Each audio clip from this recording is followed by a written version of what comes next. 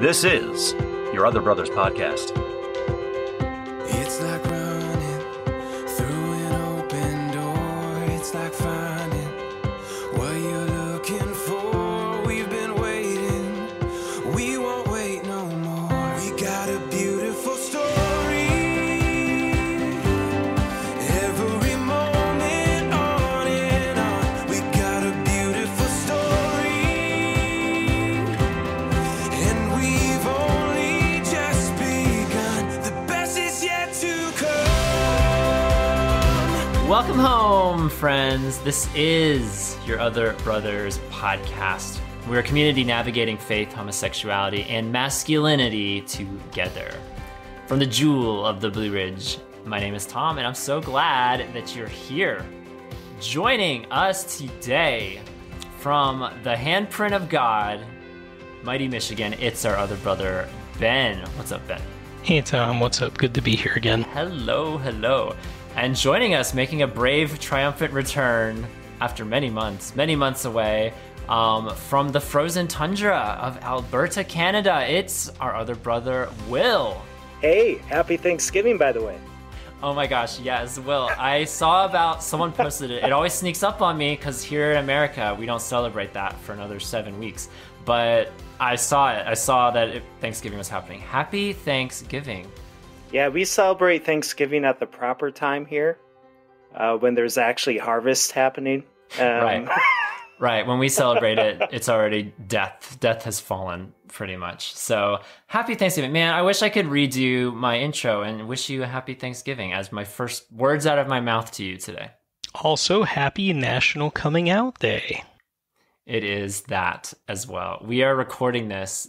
It's not relevant to our listening audience as they hear this, but as we record this, it is National Coming Out Day, which is a huge pivotal day in many people's lives now. And so maybe we'll share some coming out stories before the intro is over. But first, we need to lay this out, you guys, because today's a very unique episode, because I don't think we've ever done an episode quite like this, where we talk about a work of art or a piece of content out in the universe right now.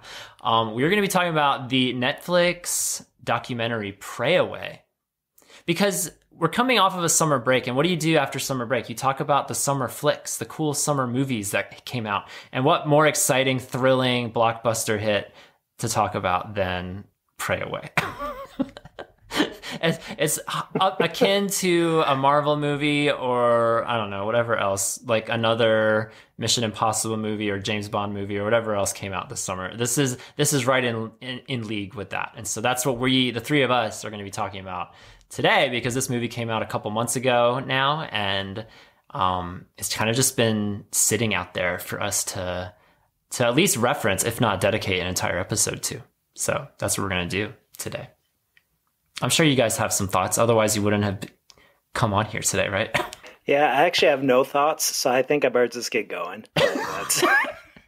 Will has no thoughts, so maybe we won't talk about it that long. I don't know. We'll see. But that's the plan. The plan is to talk today about Pray Away, and get the 411 on this little documentary. But first, I'm going to stick with you, Will, because I caught whispers that maybe that you snuck across the border and maybe you got stranded, ? I don't know if I ever got resolution to this story. I heard it secondhand. So do you care to fill in both myself, but then the listeners as well? Did you indeed make it back to your homeland? I did. I'm also from the handprint of God originally. Yes, you are. So I was able to make it back to visit my family after like 18 or 19 months, something like that. And got to visit a couple brothers as well. So that was a wonderful experience. But yeah, they let me across the border into the States, and they let me back into Canada. And that was the one that I was a little worried about, but it went okay. I was wondering. I made it. I didn't have clarity if you actually made it across, but I see you on my screen. So obviously you did. But there was a time there where I wasn't sure if you were like, I pictured you detained in a cell and like encased in bubble wrap because you have to wait 14 days or something. I don't know. I didn't know what was happening. I've had way sketchier issues crossing the border in the past. So this was like I didn't have to like leave my car this time and have people search it. Like that's happened multiple times for me. So it was actually rather smooth. I did have to like submit a bunch of documentation and a negative COVID tests and all that stuff, but it worked fine though. And, so I was pretty pleased. And Will, we actually crossed the border together. And the reason I love that story, because I've crossed the border several times to good old Canada. But I think crossing with you is up there with one of my two more memorable experiences, because the border crossing we went to, they're all different. The one we went to closed at midnight, I think, or something like that, 11 p.m. And we showed up at like 5 minutes before, was it? And I don't think, I mean, they let us through. It was a happy ending, but I don't think the person manning the gate was all too pleased that we were showing up that late. Oh, she was in a bad mood. And like, I have an Alberta car, but a U.S. passport. And so I remember she immediately questioned, like, why does a U.S. citizen have an Alberta car? Like, why is that being driven across the border? So, like, there was that. And then, was it you who didn't have their passport signed? And that also raised a red flag? Oh, was it me? I might have not. Yeah, because you're supposed to sign it in like pencil or something. Probably. I don't sign my credit cards either. Do you guys do that? Like, I never sign my credit cards on the back. Who does that? Do signatures even matter anymore? Like, I know. It's but yeah, that was a good border crossing though, and we stayed in a hostel that night. That was a lot of fun. Mm-hmm. So much fun. Love you venturing to Canada. Ben, you're at the Handprint of God. Do you ever cross the border just for kicks and giggles? Do you have reasons to? Do you do it? You're so close. Yeah, it's not that far of a drive. Whether usually be going down to Detroit. In all honesty, like there's been a couple times where we've just gone to the duty free station just so we could get some stuff without having to pay tax on it. Particularly the maple candies from Canada. We like those a lot. So, yeah. Oh, and then it's good to be able to pick up some good whiskey, too, without having to pay duty on it. So, whiskey Amen. talk. Here we go. It's good to have... I hope our Canadian listenership is listening, because they are our second most listened to country after these United States. So, shout out to Canada. We always love giving you love whenever you come up in our conversations, or whenever we have good old Will Cooper on the show to represent, even though he's not from there. He's still representing you. He's an honorary Canadian. I lived here for 6 years. That's to count for something. Significant. Yeah, that really is. Beautiful. Well, I'm glad you made it back in one piece. I'm glad you're back on our lovely show with Ben. This is the pastoral episode where we don't necessarily talk about pastor things. We sometimes do, but we don't have to. I'm not a pastor, so we're going to talk today about pray away. But before we get to that, wanted to play a voicemail, because you guys, we're back on the air again, and we're having these episodes coming out, and we love to hear from you. It's a reminder that if you have something to say, if you hear something, say something. That's what we say here, right? So if you have a question, if you have a story to share, keep it under 3 minutes, because the voicemail will cut you off. But we love hearing from our listeners, whether you're longtime listeners, new listeners, whether you've called 17 times before or never at all. And so I wanted to play this voicemail from someone who has called several times before, as he responds to our Mountaintops and Valleys episode from last time. So Tom, play the clip. Don't forget, you are not alone. Even the sparrow finds a home. And from listening to your podcast with Ryan and Aaron and who else was it? I know. From Michigan, I think, the pastor, Ben, right? Anyway, I just really resonated, favorite word of yours. I resonated so much with the podcast. One of the cool things, that Ryan said was talking about how not to make it too big a deal of the mountaintop thing, because then the rest of our life supposedly just sucks. Down in the valley. And it's like, no. We have to make sure that we somehow make sure we are in the spirit in the valley. And that was really good for me. But the entire podcast was really good to see you back too. It was really great. Sorry about your car accident. Oh, mercy. Did we almost lose you, brother? I couldn't imagine. But what was touching to me is you said, you know, guys, even if something had happened to me and I were to go to the Lord, I know you guys would step up to the plate and run with this. And you know what, brother? They would run with it. There's no doubt about it. So welcome home, brother. I'm sure you had a great summer. I love you guys. Talk to you soon. Bye. All right. Thank you so much for calling Pastor Ben. He almost forgot your name there. It was a last minute catch. It was like a football play. He caught it. He brought it in and he rescued the catch. But it was so good to hear about this episode because we've been off for a couple months, and I'm glad it landed with so many people. I've heard from people who listened to it, who found it really appropriate for, it's just a good old life episode. Everybody has mountaintops and valleys. Not everybody experiences homosexuality, but everybody in life, Christian or otherwise, will experience mountains and valleys in life. So it was good to just hear from somebody. And towards the end of the call, he referenced, once again, I could have died in a car accident. And I love talking about my impending doom. So anytime someone brings up the fact that I might be dead soon, I love it. I'm all for it. I'm all for the darkness of the what happens to Yob if Tom dies in a car accident questions. I love those. So thank you for bringing that back to the conversation. We had such a great time bringing that up in our last episode. But all jokes aside, I'm glad to be back, and we're glad to be back doing this show. If you guys want to call us, give us a call, 706-389-8009, or shoot us an email. We always love hearing from people too, podcast@yourotherbrothers.com. And once again, we are on a mission, you guys, to get to 150 Apple Podcast reviews. I forget where we're at right now, 127, 128 or something. So we've got a little ways to go. But just a reminder that if you love what we're doing, if you listen to this show or the Yob Convocast, and you haven't rated us yet, if you haven't reviewed us yet on Apple's podcast, go ahead and do that. And we would love to read your review on the air. And once again, a reminder, you can use an alias. We actually encourage you to use an alias because it's fun to read like all the fun alias names we've had over the years. So please, if you enjoy what we're doing, it helps us out. It helps get the show to more ears around the world.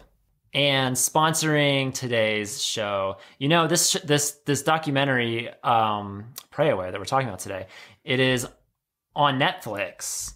You would think that Netflix would throw their support behind our show and talking about something that's on their streaming platform, but we couldn't get Netflix. We couldn't. They didn't reach out, but we did get Blockbuster sponsoring today's episode on Pray Away, because why not? They have nothing to lose. That's such a good sponsor. They literally have nothing to lose because they are nothing. Isn't there still one? There's still one left, right? There's one store, which oh my gosh, you guys, what a great segue. I would love to visit this place. It's in Bend, Oregon. Already a hipster, weird little town, similar to Asheville, kind of like a desert version of Asheville. But there is one last Blockbuster there that I would be thrilled to visit one day. I think it would be great. It's like an ironic store. Like they're clearly self-aware that this is ridiculous. And so I would love to visit there and just embrace the humor of the place. So if anyone wants to go to Tom, Bend with me, please. Do we need to do another road trip from yes. Canada to Oregon? Like you're the closest. Yeah, out of everybody in this room, you're the closest. So I mean, Ben, you're welcome to come too, but I would just love to go there with somebody. I think that'd be so fun. What you do is you drive and you go see Niagara Falls in Canada. Then you swing across the bridge in Detroit and then pick me up on your way up when we go through the Upper Peninsula and into Canada. This is a trip. So we're going coast to coast, all to see the last Blockbuster. I think that's appropriately, that's just an appropriate distance to give a trip like that. I think that would be great. They could turn that into a Netflix documentary one day. These three boys traveling to the last Blockbuster. For what reason, they don't really know, but they're just going. But yes, thank you, Blockbuster, for sponsoring today's episode of the YOBcast as we talk about Pray Away. So Pray Away, for those that aren't aware, let me give you a little synopsis of what this even is, because some people probably listening have no idea what we're about to talk about. It's news to them. But it's not news to us. I think our feelers went up when this movie came out, right? Like we were pretty aware of it. I don't think it like eluded us. I knew about it a few months in advance. I saw a trailer, I think, or something before it came out. And so it was on my radar, and then it came out, and I'll talk about my feelings going into it in a second. But this is a Ryan Murphy production. Do you guys know Ryan Murphy? Are you familiar with him a little bit? I know his name, and I know the TV shows that he helped make in movies, but I don't really care about any of the stuff he makes. Okay. Like, this is literally the only thing he's made that I'm like, wow, this is like something important. So I hope I didn't offend anybody. I probably did.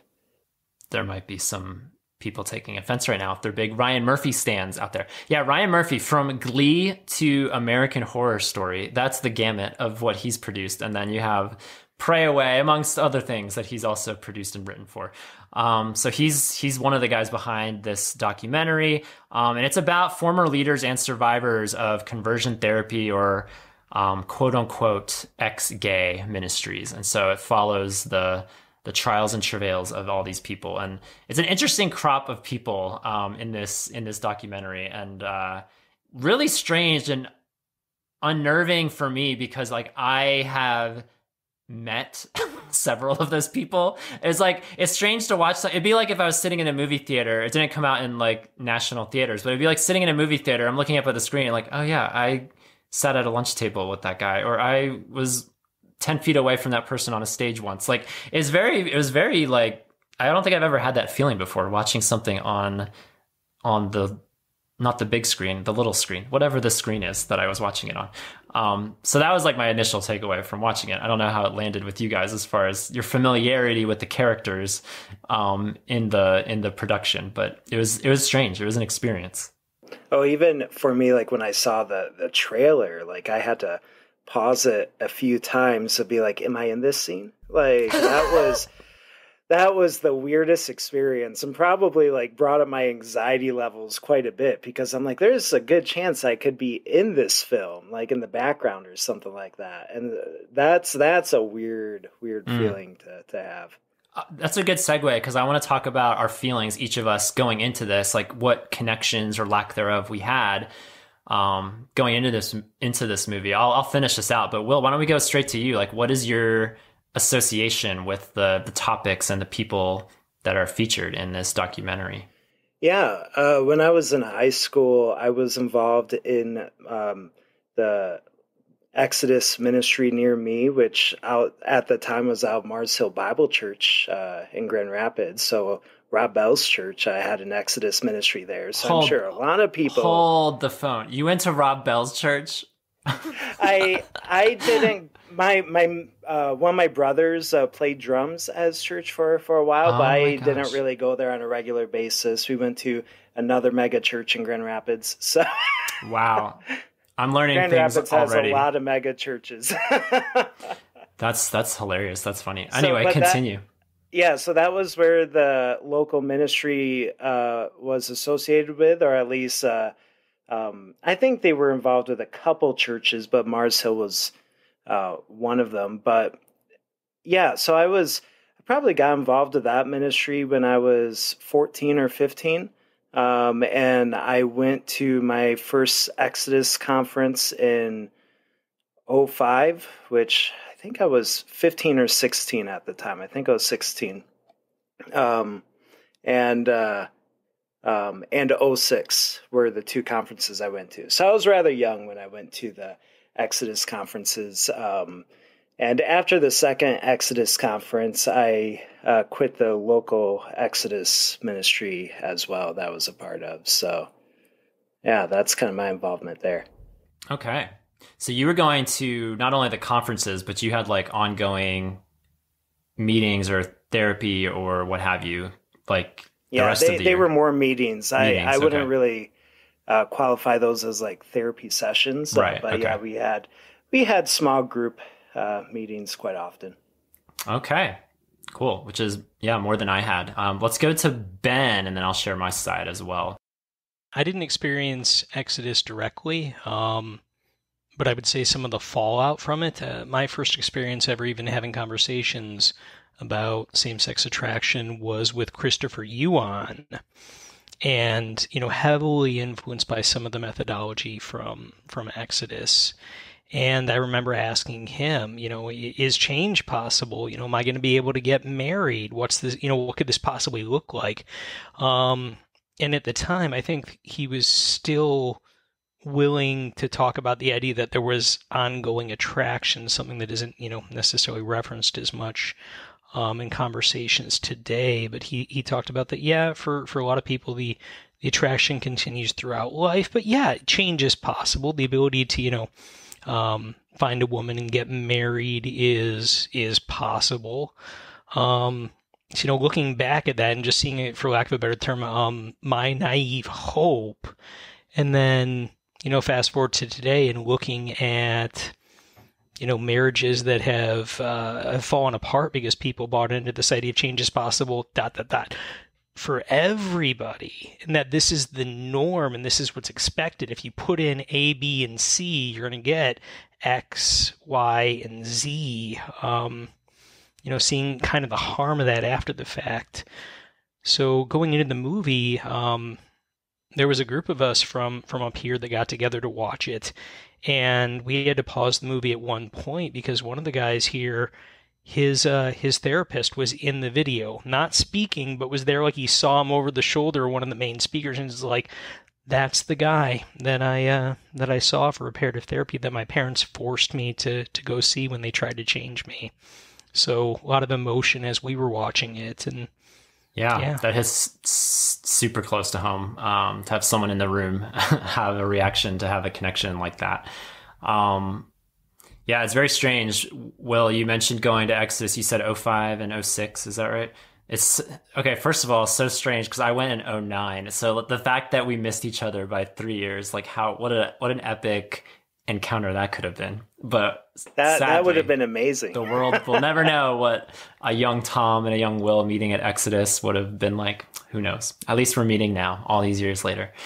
So yeah, I went to the 09 and the 13 Exodus conference. 13 was the last one, so I got to go to the last Exodus conference. And so going into it, that my only experience with Exodus was positive. I only went to these two conferences. I never went to anything else in the interim, in the middle, all those years and in between. Like, it was only these two conferences that I attended, and the main takeaway, other than just like, some of the most powerful times of worship with fellow believers that I've ever experienced, it was the friendships and the relationships that I made at these conferences. And those were, some that last to this day that I'm really, truly grateful for. So I've had to reconcile, and this isn't a revelation that came with this movie because I've known this for years now. I've had to reconcile that maybe my experience with Exodus is more of a minority experience versus a lot of other people, possibly a lot more people, who did not have a positive experience, or who had even an abusive or horrifying experience. And so I've had to hold that loosely. Like, this is my experience, and I'm not going to deny my experience, but I'm also going to recognize that there's just a lot of hurt, a lot of trauma, and a lot of pain in the room when it comes to the topic of Exodus, and when it comes to the topic of reparative therapy and ex-gay ministries, because it's been a really hurtful, hard. Some people have gotten to a place of healing and restoration from that, but I imagine many still wrestle to this day with the fallout from being involved in these experiences. And so we just want to do a good job today of just recognizing that as we talk about this film. You mentioned, Will, that you were afraid you might see yourself. I had that kind of same feeling because when they were. Okay, Exodus doesn't really make its way into the movie until, I don't know, a third of the way in or something. Like, it's absent for a while. It takes some time to build up to the introduction of Exodus. And then when it comes, all of a sudden they're showing like video clips where it says 2008 or something, 2007, I forget. And then 2006. I'm like, oh, did it say 2006? Because I was like, it was showing clips, and then it actually showed one from 09, and then it definitely showed one from 13, the last one that I attended. And when they're showing clips of like the cafeteria and they're showing people eating and talking, I swear, like I was like, I recognize that person. I remember that person. I wonder where they're at today. I wonder what their story changed into or is now. So there was, again, just like an added layer of that unsettling feeling of just even being familiar with these people. Like the fact that the clips that they were showing were from events that I attended was kind of strange. Like I've never felt that watching a movie before. So those are just some like immediate takeaways from me watching it and my experience with those Exodus conferences. But I wanted to echo what you were saying earlier, Will, because I didn't have a fear. I wouldn't say I was afraid that I would see myself, but I was just I had a heightened state of curiosity, let's say, about what was about to come on screen, because I had no idea. And like in the trailer itself, I recognized some of the people that were in the trailer, which is why I hung out with some of those people. So that's why I had that heightened sense of anxiety. I'm like, oh, if these people that I hung out with are at least in the trailer, am I going to be in the film? And so that's weird. And they spent, out of the Exodus conferences that they showed, they spent the most amount of time at the 06 conference, which was the second one I was at. I was shocked that they didn't show any footage, or maybe they didn't have any footage from the 2005 conference, because Jerry Falwell spoke at that conference. So I thought that would have been like a major... That's a big get. Yeah, something that they would want in the film. But I'm very happy that they didn't have both 05 and 06 in that. Yeah. So. double dose from teenage Will's life. That would have been something else. So yeah, why don't we roll into it? We'll just we're not going to cover the whole film, obviously, but we're going to do our best to do the best cross section of it, because they focus on like 5 or 6 little sub stories happening throughout the film, and we follow these people throughout the hour and a half. And so we'll just kind of jump around as we always do on this show. We'll follow the rabbit trails where they lead. This is a fun little experiment into a film club. I feel like we've been doing a book club now for our Patreon supporters for a while. So if this goes well, because we'll have a Zoom call about this later, who knows? Maybe we'll do film club for Yob. Wouldn't that be something? Wouldn't that be great? Although we can't possibly talk about things like Pray Away every single month. That would be exhausting. We'd have to throw in some Mean Girls, or I don't know, some other fan favorites in our community. I've actually been slowly writing on some blogs for Yob on like a side B movie review. So I'm already kind of like on track for this. Okay. So I need to actually finish those blogs that have been on my mind for like 5 months now. So I totally apologize. Have we re-entered the Will Cooper dry spell? Because there's like a feverish pace where he'll write like 3 or 4 blogs in a row, and then all of a sudden I don't hear from him for a year. I don't know where he's been or what he's doing. Lord, end the dry spell soon, please. Amen. Oh man, that's funny. Okay, so you guys, how did you feel when the movie was starting and it's just like really quiet and we're following this man around? I forget if he was holding a sign or what he was doing, but he's like standing outside of a supermarket or something, telling people about Jesus, asking if he can pray with them, starts to share his story that he's a former homosexual man, and wants to tell people about Jesus and what he's doing in his life and his friends' lives. And it's just knowing the context of the film. If I had just seen that out of context, I'd have been like, oh, it's interesting. But knowing, kind of having a feeling what this movie was centered on and where it was going to go, it had a sense of foreboding to it. It's like, oh gosh, here we go. Like we're doing this. We're watching this movie now. It was kind of jarring just to see that was the first opening scene of this documentary. How did you guys feel about this introduction to the movie? So, little known fact, I actually took one film class. In community college. So, as far as film as art... Steven Spielberg over here. I know, right? I'm probably going to get zinged by my brother-in-law, who actually went to school for that full-time for a while. But as an art, so at the beginning there, you're following the story of, his name's Jeffrey. And you see him, sharing his testimony, sharing the work that Jesus has done in his life. And it's one of the things that doesn't get commented on by the director, by any of the other people that are featured that are trying to talk about why the ex-gay movement was harmful. So to open with him, to go through all of the stories, all of the evidence that says this is harmful towards people, and then to circle back around at the end and to just say, but guess what? Exodus is gone. But this is still a present reality. This is still being taught. This is still being embraced. That it's being picked up and carried, and that churches are still gravitating to this idea that this harm isn't something that's in the past. It's something that's still present.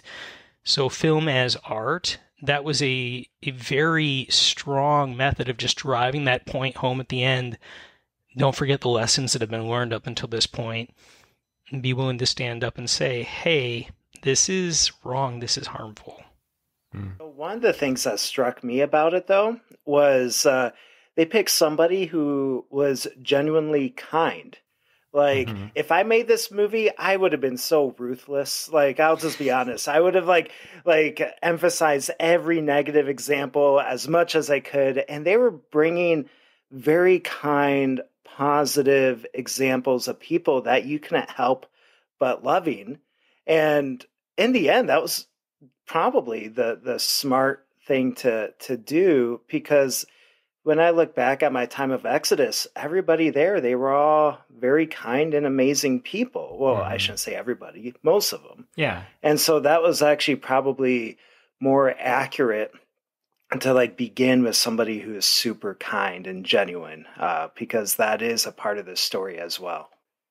Yeah, absolutely. They never like outright, they're not like showing clips of the Freedom March people to all the other people in the film, and they're saying, what do you guys think about these specific people? Or they're not casting any kind of judgment on. They're showing their meetings. I give them credit for like letting cameras in the room. I don't know that I would have, like, if there's a Yob retreat and Ryan Murphy comes and wants to film it, I'm not letting him in. Sorry. So there's a certain amount of courage there, absolutely, that I respect about these people, regardless of maybe different philosophical beliefs or how to approach sexuality. Like the fact that they were just letting the camera crews come in, and the fact that the production team, they showed it and they kind of let the viewer decide, like, are these people crazy or are they admirable? Maybe a little bit of both. But there is a niceness there. They're not horrible people. They seemed really lovely to be with. Even watching, I guess we'll just jump ahead to this part, because there's a part later in the documentary about the Freedom March where they're gathering in somebody's home, they're singing, they're raising their hands, they're putting their hands on each other and praying for each other. And again, taken out of context, you would look at that and it's like, oh, am I watching like a Hillsong like music video? Like, what is this? And the fact that it's interspliced then with all the negative stories about conversion therapy and how people have been trying to heal and recover from this. It's an interesting juxtaposition, but for what it was, it looks like they are lovely people. Again, I've met several of the people from in that room, and so it's interesting to just see them featured so prominently throughout this documentary. Well, and the thing for the director Christine Stolakis, this wasn't an impersonal story for her, and in some ways her choosing of Jeffrey to follow. Her uncle came out as, trans female when he was younger, and was basically told no and forced into conversion therapy. And she saw the pain in his life that resulted from that. So then, when she went away to film school, her goal for her first film was to highlight Exodus, was to highlight conversion therapy. And there's some intentionality on her part in going to somebody whose story in some ways was like her uncle's, but was still, in the middle of the movement, so to speak. So her heart there, and she was upfront in her intentions with him that they were going to be a critical voice, and he was actually still okay with being included in the film. She wanted to make sure that she was honest in that in this whole thing, even as she's depicting pain, she didn't, tell him, oh yeah, it's going to be a positive thing. We're going to use you in a negative way, and he knew that going in. I appreciated her honesty there and her heart to show. So yeah, definitely. What did you guys think, or did you guys learn anything? Let's just kind of start basic building blocks. Was there anything in this documentary that you didn't know before, or that was new information or just new education for you? Because I'll speak first. Like, I'm not super familiar. Like I said, I had these 2 conferences that I went to and had positive experiences with, and that was the extent of my knowledge of the quote unquote ex-gay world, which at the time I would have never called it that. I would have just called it like, I don't know what I would have called it. I wouldn't have used the jargon of ex-gay, because whenever I heard the phrase change is possible, I know that that's a trigger for a lot of people. I never took that literally. A lot of people certainly did, but I never took change to mean orientation change. I just meant like, a change in how I'm viewing myself, or how I'm growing with the Lord, or how I tell my story, or whatever. Like, that's kind of how I always interpreted change. But I learned just about some of the figures in this movie, like John Polk. Is that how you say his name? John Polk. The fact that he was married, because I am familiar a little bit more with his wife. Is it Anne? Yeah, I should have wrote this down. Yeah, Ann Polk, who represents Restored Hope Network, which is kind of one of those ex-gay ministries that came out from the fallout of Exodus. Which that was like kind of that's like where you find out Darth Vader is Luke's father. Like, I had no idea that there was a connection there between these 2 people, a quote unquote ex-gay and then a quote unquote ex-lesbian, who were married and very prominent during the whole first part of this documentary as they're talking about those years. That was fun to learn for me. I didn't know any of that. So I felt like I learned something in this movie. I think for me, just the number of people that, went away to Exodus International. The statistic they gave at the end, 700,000 people in the U.S. alone have gone through some form of conversion therapy. That was something that I didn't know. That's like the population of a state, I imagine, right? Like, I think Wyoming only has 300 or 400,000 or something. We have one listener in Wyoming. He can tell us. But that's like a sizable state. That's a sizable population of people. Yeah, for sure. So just to kind of hear that, and then, the statistics there. I mean, to put the numbers with some faces was definitely eye-opening for me. So, well, did you learn anything from this, or were you already pretty well versed, I guess, in everything? I knew most of it, actually. I think the thing that I did learn was the extent of the political involvement. I knew that there was a lot of political involvement, like with Proposition 8 in California, but with Exodus involvement in like the Republican Party and politics and all that there. I actually did not know that part. So I thought that was very fascinating, but I don't think anything else really jumped out at me as anything new. Michael Bussey, however you say his last name, that he exited Exodus as early on as he did, and that the ministry continued on without him, that even after leader after leader after leader, stepped away or fell or whatever you want to call it, that the organization just kind of kept marching on as if nothing had happened. I think I have, somewhere in my room here, I have, all my notes from the Exodus conferences. I remember going to one workshop where they basically, the whole point was to defend Exodus and to, demonize Michael. It was, gosh. Pull out the notes. Let's bring him out. Yeah, there. What a trip down memory lane that would have been. Maybe on a follow-up pod, maybe for the YOBcast, you can read some future. He's leaving the table. We'll see if he comes up with something. Okay, so before this movie came out, oh my gosh, look, Will is holding up, you guys can't see this, but he's holding up. Yeah, I was going to say podcast. Exodus notebooks. I'm seeing the Exodus logo, which I haven't seen in a long time. That little swirly E. Blast from the past. This is from the second conference. So those Live Out 6 Loud. Crazy. Wow. That's amazing that you still have those things. Hard to let go? Is it hard to let go of them?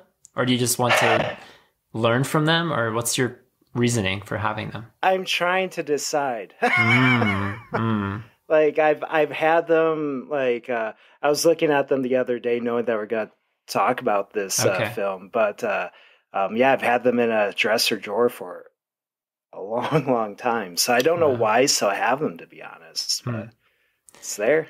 Interesting. I distinctly remember throwing mine away 2 summers ago because I was downsizing. I had just watched the Marie Kondo phenomenon that swept the nations. She had this Netflix show. It all goes back to Netflix, not our sponsor of this episode. But she had a show called Tidying Up, and she wrote this book about tidying up and ways to clean your house and get rid of things and things that don't spark joy. That's her big mantra. And so there was a time where I went through all my paper documents, because that's one of the categories. She has these 5 categories, and one of them is papers, which for me is probably the hardest, most extensive one, because I have collected like report cards and essays from high school and certificates of this and that, and papers on papers on papers. I had so many folders full of papers. And among the papers pile, I remember, was my little Exodus pamphlet from 2009. I don't think I had the one from 2013, but I think I definitely had the one from 2009 with notes in it and the speakers and bios and everything. And I had to hold it in my hand, and I was like, like this is not sparking joy. This does nothing for me anymore. This is a chapter of my life that's no longer there. And then I ultimately got rid of it. But maybe for you, maybe there's still some joy to be sparked. Will. I threw away her book, and after I threw away her book, I felt better. So that's got to count for something. So I didn't throw away her book, but I thought the appropriate thing to do, my neighborhood has those little free libraries, and so I took it to a little free library outside someone's house, stuck it in there. I was like, okay, now this book can go and do what it needs to do for somebody else, because it's done the job for me. I found the notes talking about Michael Bussey here. Setting the record straight, says the headline. So it's a story that defends Exodus against him. That's so interesting. Yep. So I'm familiar, to tie it back, because we're starting to derail, which is like expected, but that's okay. It's all of our faults.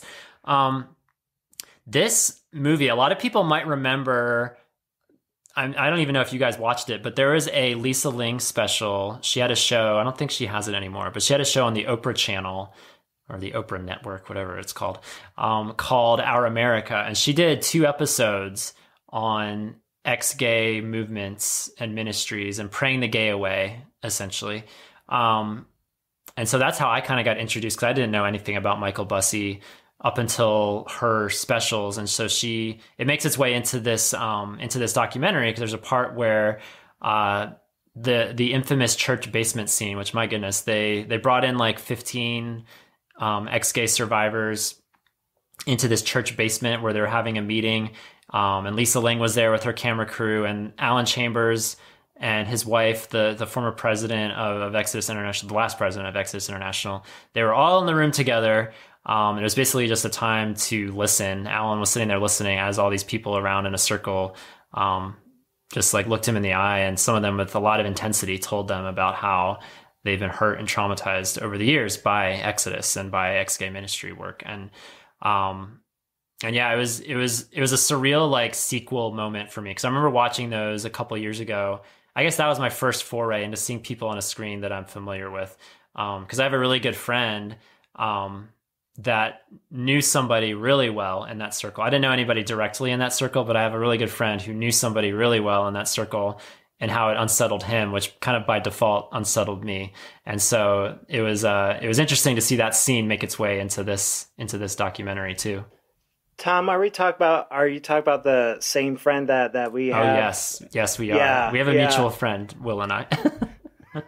Well, more than one, but more than one, but there's one in particular. Yeah, so there's a little connection to that church basement scene, which it's, if you haven't seen the Lisa Ling Our America special, it's that to me, honestly, I think that was harder for me to watch, because that was, maybe I'm just desensitized to it now, and I'm just kind of used to the gravitas of this conversation. But I remember when I saw that, whenever that came out years ago, like, that had an effect on me for a while, just to see like, oh wait, this thing that again was positive for me was clearly not for these people. And this is just a snapshot of all the other people in the world that it wasn't good for. So yeah, it was a good reminder, I guess, because I kind of forgot about that special until this this clip in the movie came about. What other parts of this film stood out to you guys? What was either, well, I don't know if there was anything encouraging. Was there anything encouraging? Was there anything challenging, or anything otherwise memorable from the film that you guys want to talk about? Do I want to go with the encouraging thing or the negative thing? I don't know. You seamlessly go through both worlds. You can be very jovial and encouraging, and you can also be very direct and a call to action and justice. And so it's wherever you want to go. One of the things that Julie Rogers points out, and this is like one of the things that has always caused a lot of conflict for me, because I would describe Exodus as a very harmful experience overall. It's been tough for me to get over. But Julie in the film mentions like at nighttime though, when all the sessions and workshops were over, there was something special about that where everybody could be their own queer little selves for like the first time. And I resonated so much with that, because I remember in the 2006 conference, like there was a really difficult day. I was just like, at the end of the day, I was in just kind of this state of despair.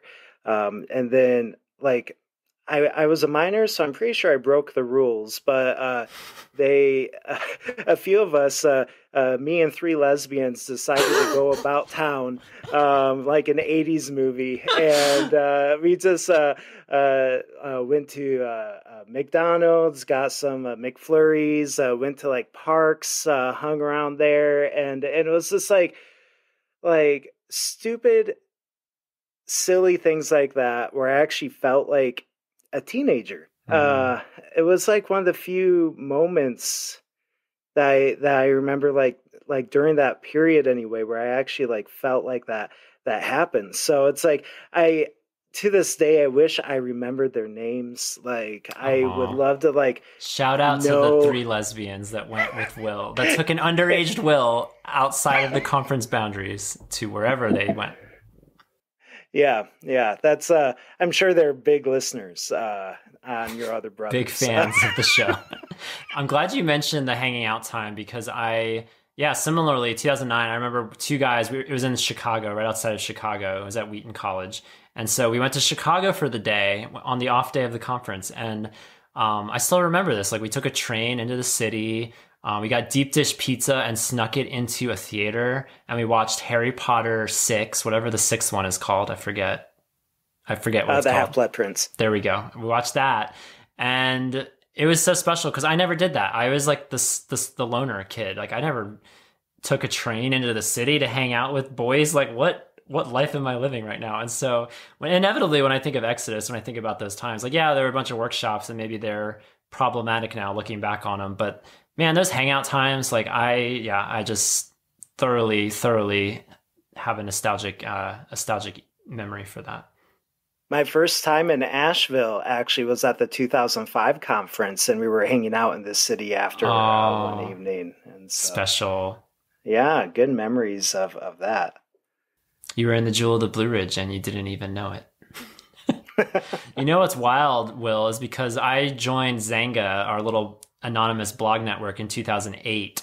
And I remember reading blogs about people who went to Ridgecrest, to this conference center where Exodus happened a couple years prior. So it's, if I didn't like actually go to a conference with you, I at least maybe read about conferences that your peers went to, which is kind of cool, weird and cool all at once. This is something that like gave me goosebumps. Again, just looking at some statistics. One of the phrases or one of the quotes, we were taught you'll become friends with a woman. You will feel safe with her, and hopefully a sexual attraction will grow on top of that. They would say you don't have to be attracted to all women. You only have to be attracted to one, just one, because that's the one you'll fall in love with, and that's the one you're going to marry. And that's the thing that I guess I still hear in churches when somebody comes out as gay, whether it's pastors or parents or leaders. Well, couldn't you, like, okay, you don't have to be attracted to all women, but couldn't there just maybe be one? Couldn't you just try? Maybe you get close to a girl and you pray real hard and God will change you, even if it's not towards all women, just towards that one. That is still the narrative that's present in a lot of churches when it comes to conversations around sexuality. I mean, you don't mind my asking, has that ever been thrown at either of you guys? All the time. All the time, really? All the time, because even now, after I'm out to like my church community, people will be like, well, you still might find a wife one day. Yeah, I think maybe not so much anymore, but maybe for a few years there while I was still newly out, like I think maybe people didn't fully understand that, no, but I'm not attracted to women. Like I guess maybe for me, I'm also very vocal to say that I'm very open to God doing that and bringing a woman to me. But do I expect it to happen? No. Do I hope for it to happen? No. It's like, it's kind of nebulous, I guess. And I understand. I'm trying to show grace to straight people of like, maybe their heart's in the right place. They don't want me to be alone, or they want me to be normal like them or whatever. But yeah, it doesn't come up as much anymore, I guess, but I don't know. It's confusing. I remember Alan Chambers said he would use the phrase, he's not opposite sex attracted anymore, or he's not opposite sex attracted, but he is Leslie sex attracted or something, because his wife's name is Leslie. And so I always was like, oh, that's a cute little line, because like, that's true. Like, yeah, I don't need to be attracted to all women, but if there was one that I developed an attraction for, then sure, I'd be open to dating and marriage. But that, as of now, that has not been the case for me. So, and of course, like, attraction is, we all know, a very complicated thing. So it's not so much of like possibilities if God can do this or God can't. Of course, God can.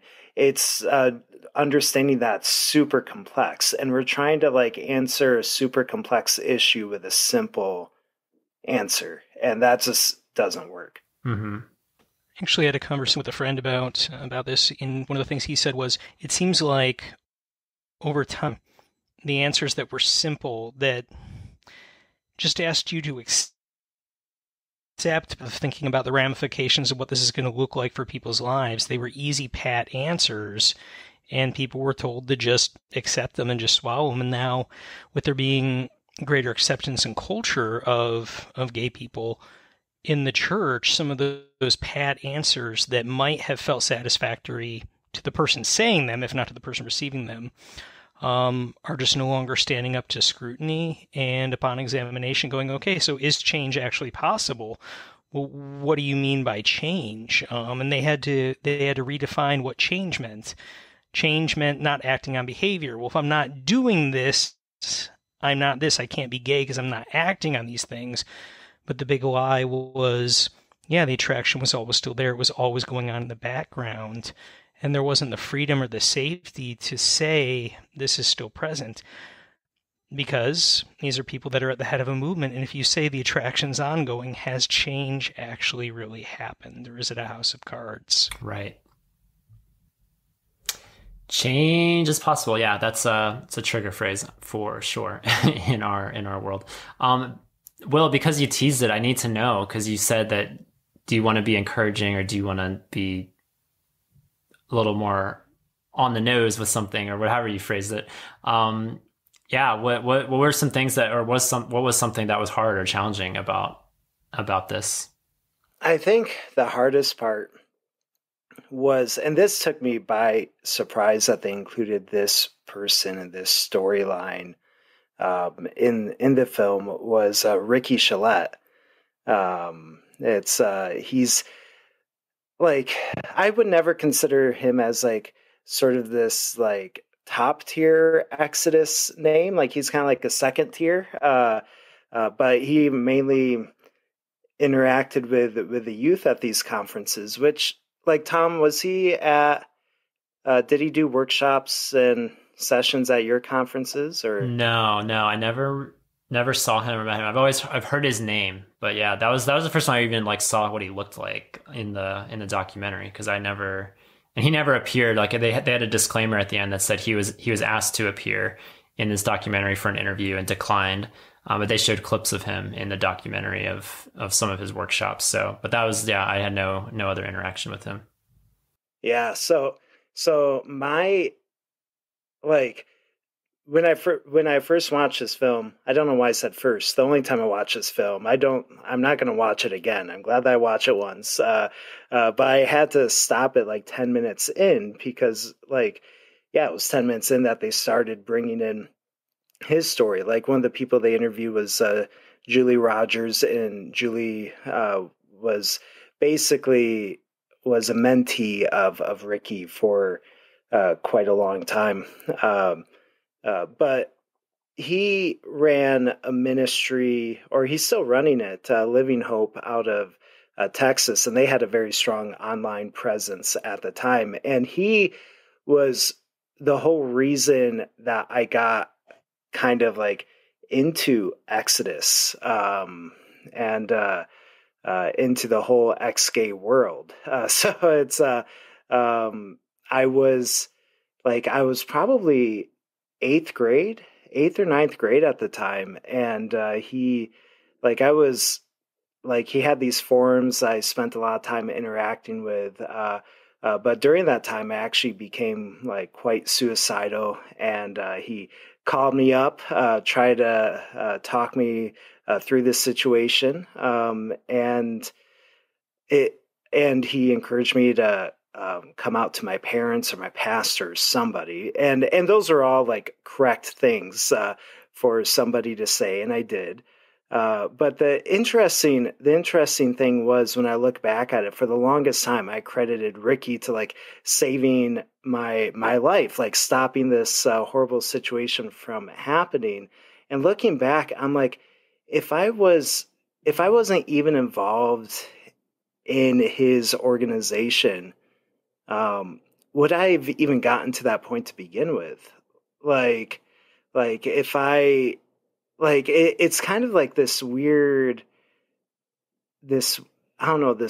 world where like this person causes a lot of harmful thinking, but they also care for you at the same time. And it's hard to really work through those things. So when the movie brought him up, that brought up a whole lot of baggage that I was not expecting to see. I had no idea that he was going to be like one of the main people that they would focus on.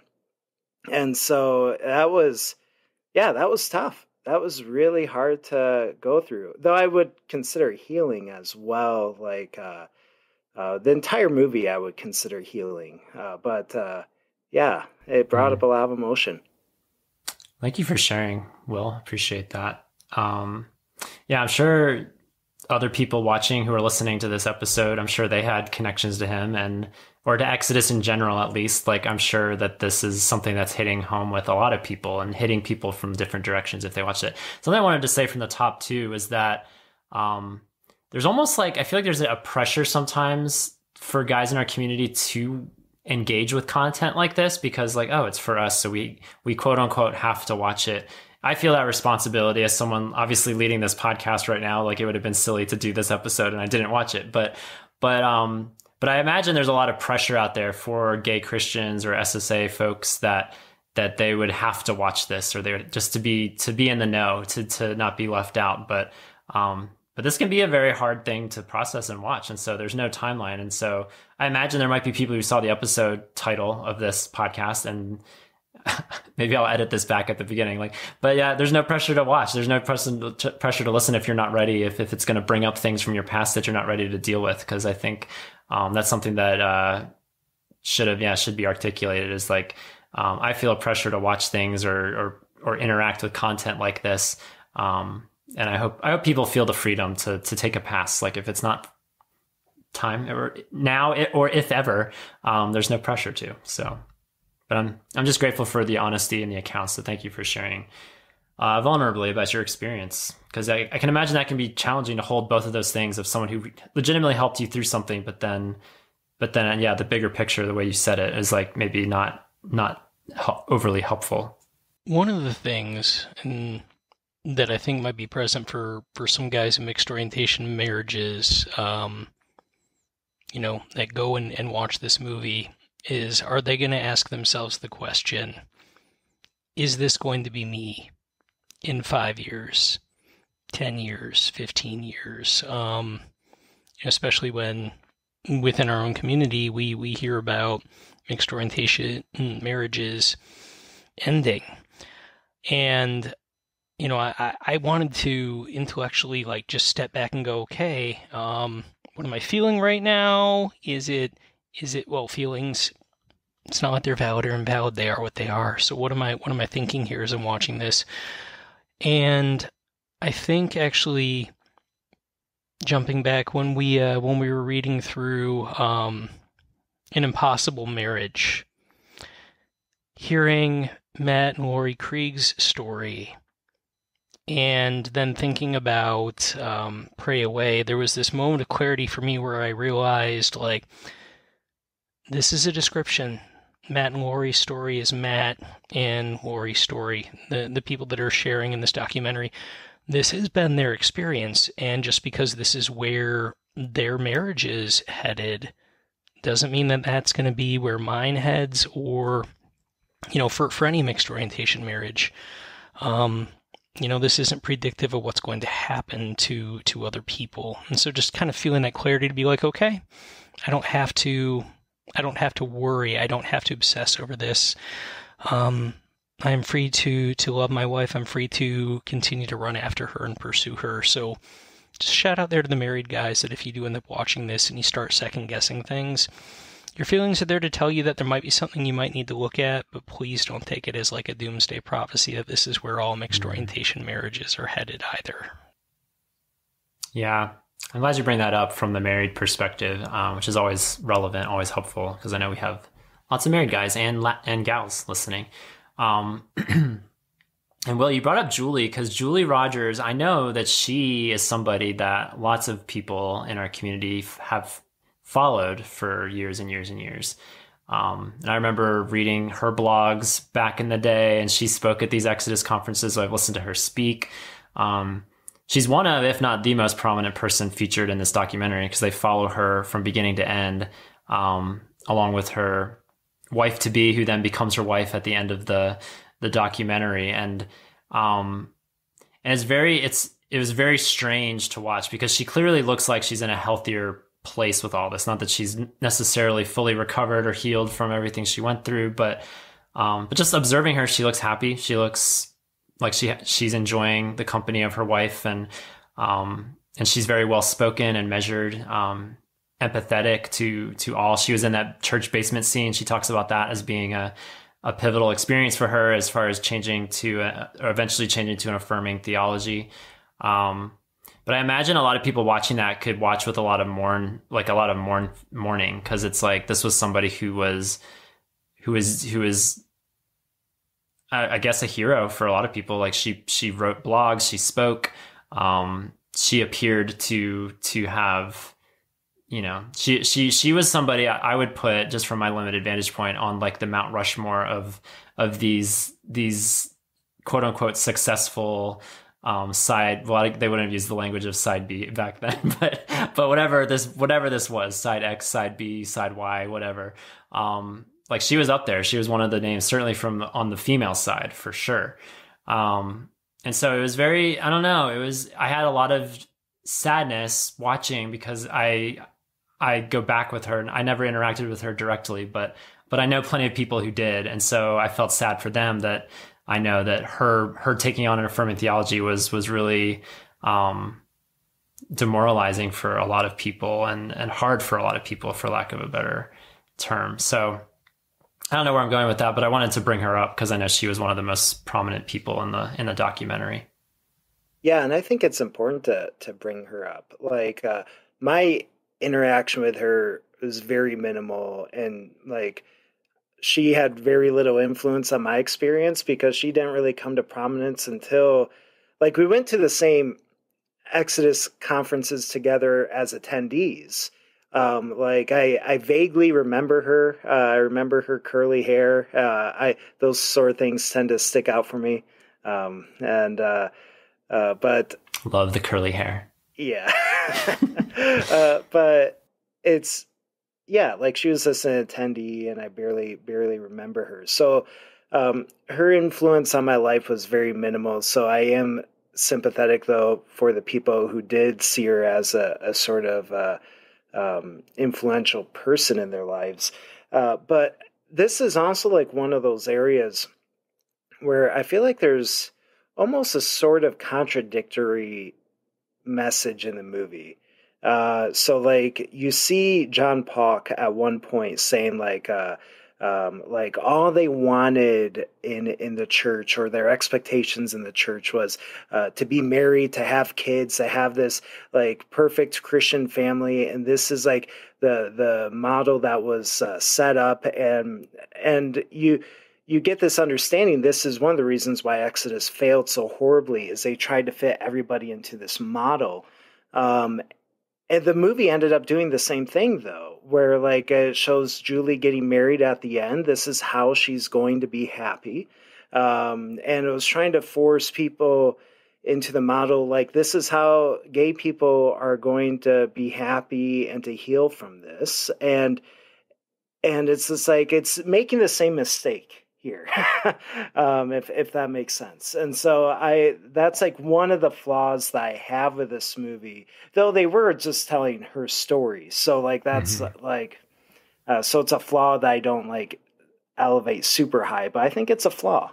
I was going to ask, because we were starting to wind down this conversation. I was going to ask if you guys felt like the side B perspective was lacking, or would that have like not served the purpose of the movie well? Because I can see arguments going both ways of like, it would have been awesome if there was, you know, obviously the affirming route, and then you have this ex-gay route, but then what about like folks from side B world, like Revoice and Yob and all the other groups that are out there? Like, would that have entered well into this conversation? Would it have made it way too convoluted to follow? Like, wait, what are all these people doing? Like, I don't know. What do you think? Yeah, I don't think it would have fit the narrative, simply because like none of the Exodus leaders went side B. So I like, it would have been nice to feel represented, but I'm not sure if it would fit. Yeah. Yeah, absolutely. Wasn't the point and purpose and, you know, scope of the film. But back to the point, the idea of what is being sold at the end, that, you know, getting married to somebody from, you know, getting married to the same sex, having children, the fact that you touch on that, it's just a shifting of the narrative focus. And it's a diagnostic of what else still needs to be addressed in the church about what does it look like to be whole in Christ. That a person who is single is not any less of a person than a person who is married. Yeah, that is a diagnostic from the movie as well. That's huge, something that still needs to get wrestled with in the church, because the narrative of get married and have children, well, what about for, you know, somebody like me and my wife, where we find out we can't have kids? So does that mean that somehow we're not, you know, walking with Christ, that we're not living to the fullness that God has for us while we're here in this world? I don't think so. Absolutely not. It means we have different focus in life and how we live it out, how we do community, how we do friendships. But I don't think that means we're less fulfilled. We're just fulfilled in different ways. Yeah.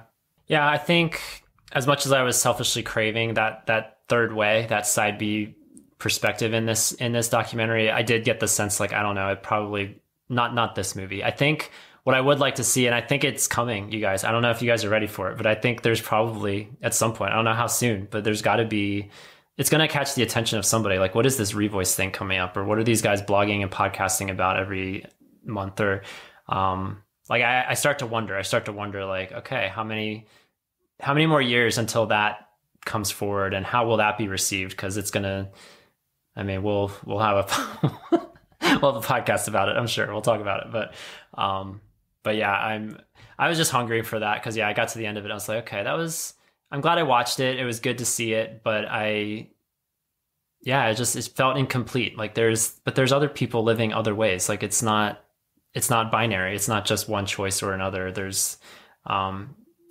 we've brought it up consciously or unconsciously. We brought it up on the show all the time. And Jesus models this third way in so many ways, appearing conservative to one group of people, appearing liberal or progressive to another group of people, and forging this third way, that kind of shows the blind spots of both sides of the spectrum. And I don't know. I just love to see this conversation make its way more into the mainstream, that people are more aware of it. Cause I feel like people still aren't fully aware, I think, of what we're all about and the path that we're leading. Some other like quick hits from the documentary, and we'll finish up. Something that was really moving to me was when Randy Thomas, who was associated with Exodus, he was talking about the passage of Prop 8 in California, and how there were people in the streets with candlelight, and how that was like a turning moment for him to eventually taking on an affirming theology, because he talked about he had this voice watching it on the news, like, how could you do this to your own people? How he felt like a kinship and a connection with these people because of all I think, Will, you were mentioning it, like the political part of this movie, which was something I wasn't entirely aware of either. So like it was moving for me to see somebody have an attachment or association with the community of the people that they were against. Like it was a beautiful, paradoxical, sobering moment to watch. I think the idea of seeing suffering, whatever its cause, humanizes somebody. So to see people that, had gotten married, and then afterward to see that hope for others struck down, and seeing the amount of pain that it caused, how could a person help but feel kinship and feel compassion? I think one of the reasons why you end up with a dichotomy in politics, side X, side A, side B too, is when we view somebody as other, when we can make them the other, when we can have contempt for them. You can't love somebody that you have contempt for. But the minute you start to feel compassion, that contempt drains away, and you start seeing them as fellow image bearers, worth loving and respecting, even if there's an agreement on everything. And that was beautiful as a changing point, a turning point. Mm-hmm. Yeah. And the other one that jumped out at me was when Julie was sitting, I think your wife's name is Amanda, is that right? Julie and Amanda? I think so. I can't remember. Yeah. Okay. I think we're going to go with Amanda. Forgive me if that's incorrect. Julie and her wife, they were sitting on the couch, and she was reading something that she had written. It was a very tender moment. Like she had her arm around her shoulder, and she was clearly getting emotional while Julie read, talking about her years with Living Hope. And she talked about some self-harm, and she brought up her depression. And I grabbed this quote from it because I feel like it's relevant to the sexuality conversation. I'm sure it's relevant to lots of other things, but she wrote, "I've heard depression described as anger turned inward." And the way she described that in relation to self-harming and just her time in that world, again, the dichotomy of how measured she was and how she's clearly reached a point of a lot of growth and healing, while her wife is like snuggling her beside her and crying into her shoulder while this moment is happening before us. Like it really shows just the humanity of these people. Like these aren't, like as Preston Sprinkle will say, this isn't an issue. Like these are people to be loved. These are humans with souls and emotions and wounds and hurts and scars. And I don't know, it was just a humanizing moment, regardless of what you believe about homosexuality. Like I would hope that someone could watch that scene and just witness two people, processing this horrific experience, this hard time, and hopefully come out with a little empathy in the process. So if anything, I hope there's a takeaway from this film that like I'm all for new perspectives and learning how the different unique millions of vantage points we all have to get to who we are. I'm hoping that people could watch this and have that takeaway, if nothing else.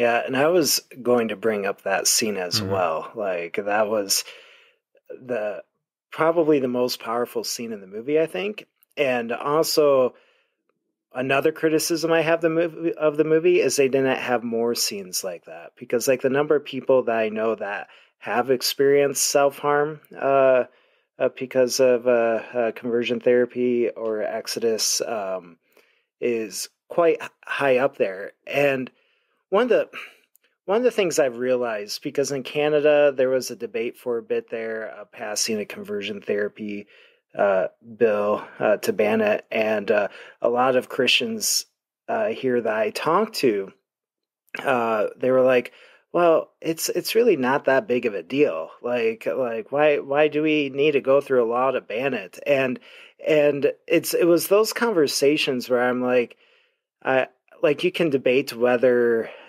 how to like have a law to ban this, whether we should have a law, whatnot. But to say that this sort of thing isn't a big deal, I'm realizing that you have to like actually show people that these sort of things do cause harm. Not everybody's convinced of that.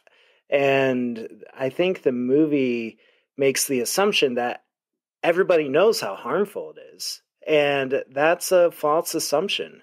So I think they needed more of those stories to show the pain that Exodus did cause for the people who experience pain. Like Tom, I like that you pointed out that it wasn't a painful experience for you, because I know a few people that was a positive experience. It's just good to get the full range of stories there. It's the whole notion of show not tell, because I think it was Ben mentioned that there was a stat. They put up a stat at the end of the movie that said 700,000 people have gone through it. And so that's great. You can put up stats on a screen. I'm all for numbers and stats. I love that. But how much more meaningful would that be? Yeah, if we had more visual like representations of that, with moments like that with Julie on the couch, or I don't know, like, yeah, obviously it's a movie and you can't go for 7 hours, but like, I don't know, I think it could have benefited from more tender moments, real moments like that. Cause that was by far, yeah, like I agree with you, the most powerful scene for me as well. Something that I think, pastorally to comment on is people need to be aware that not only was that harmful, but some of the mindsets that are still present in the church that are, I'll say, a fallout from ministries like Exodus, they're still there. I found it amusing, Will, that you were able to run around with other people from Exodus, because, that's against the rules. And why was it against the rules? Well, obviously, if you put gay people together and you allow them to hang out without supervision, they're going to go in there, going to have sex. We laugh at that and go, well, ha ha. But how many people in their church, if they come out, are they going to be viewed with, greater scrutiny because they're gay? The mindset that we are something to be fixed. One of the quotes from the movie, the main message I heard about gay people was that they're disgusting. It was just this sense that gays were really, really bad, dirty, scary, and bad. Even if it's not quite as pronounced, is that mindset still there and present in the church to make us the other? And that's still alive and well within the church, I think.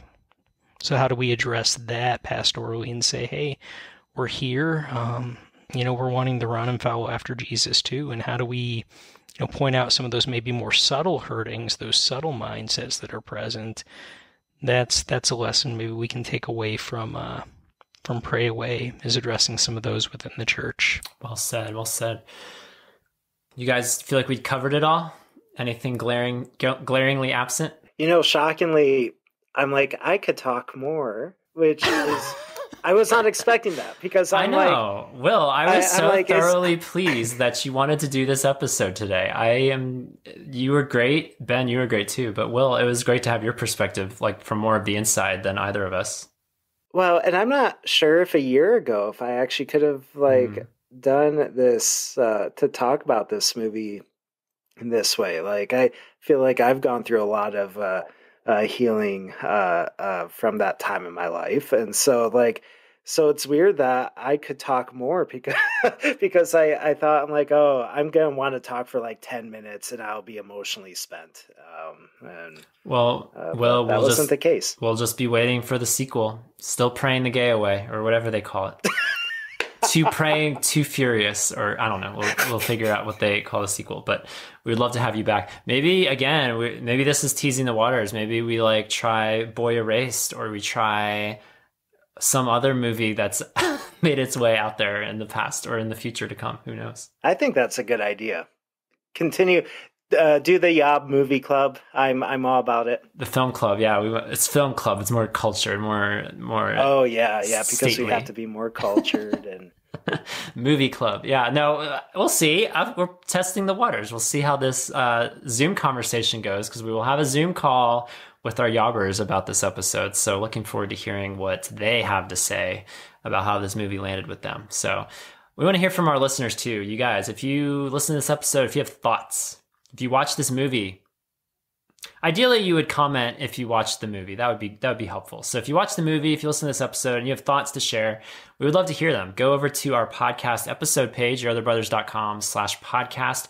Find the episode 85 post on Pray Away and tell us a story. How did this movie land with you? Did you love it? Did you hate it? Was it encouraging at parts, challenging at parts, uncomfortable at parts? What were the feels for you? We'd love to hear whatever you feel comfortable sharing. We'd love to hear your story about how this landed with you. And yeah, I'd be curious to read. It'd be an awesome place to just collect stories and share and learn from one another as far as, whether you were involved in the Exodus years or not. We'd just love to get your story. So thank you in advance. And as we mentioned at the top, if you want to give us a call, we'd love to hear your voice that way as well. Big shout out to not Netflix, but Blockbuster for powering this episode. Go visit the last Blockbuster in Bend, Oregon. Tell us what the vibe is, because I want to go. We all want to go. Dude, I have an idea now. Next Yob retreat, Blockbuster. What a trip that would be. Bend, Oregon. I've been there once. I didn't know that there was a Blockbuster there at the time. I wish I had gone to it, but it's in the middle of it's very hot. I just remember it being very hot, deserty. When you think of Oregon, I think you typically think of maybe lots of trees or cliffs. And obviously there's that side of the state, but it's split by a desert on the eastern side. And it's a whole different Oregon out there. So I don't know. That would be a change of pace from our lush Blue Ridge retreats that we've had these last 3 years, but we'll see. Ben and Will, so good to have you on my screen again and to have this conversation with you guys again. I hope to conversate with you both again soon. That would be awesome, Yeah, Tom. This is good. Yeah, so good. We'll be back next week for another Yob ConvoCast. Stay tuned, you guys. We have a first-time guest coming soon. You don't want to miss it. But for now, for all your other brothers, this is Tom. And I'm Ben. And I'm Will. Reminding you that you are not alone. Even the sparrow finds a home. See you next time, everybody. Thanks for listening to Your Other Brothers podcast. Our show is edited and produced by Thomas Mark Zuniga. If you enjoy our show, consider rating and reviewing us on Apple Podcasts. You can also follow us on Facebook, Twitter, and Instagram @YourOtherBros. We'd love to hear your story. Comment on this or any of our episodes at yourotherbrothers.com/podcast, or share a story to play back on our show by calling us at 706-389-8009. You can also email us at podcast@yourotherbrothers.com or write to us at Your Other Brothers, P.O. Box 843, Asheville, North Carolina 28802. Finally, if you'd like to further support our storytelling, community building efforts, consider becoming a Yobber. Yobbers pledge monthly on Patreon and receive perks like bonus podcast content, access to a secret Facebook group, regular group calls with fellow patrons and authors, and more. Visit patreon.com/yourotherbros for more information. Until we journey next time, we're glad you're with us.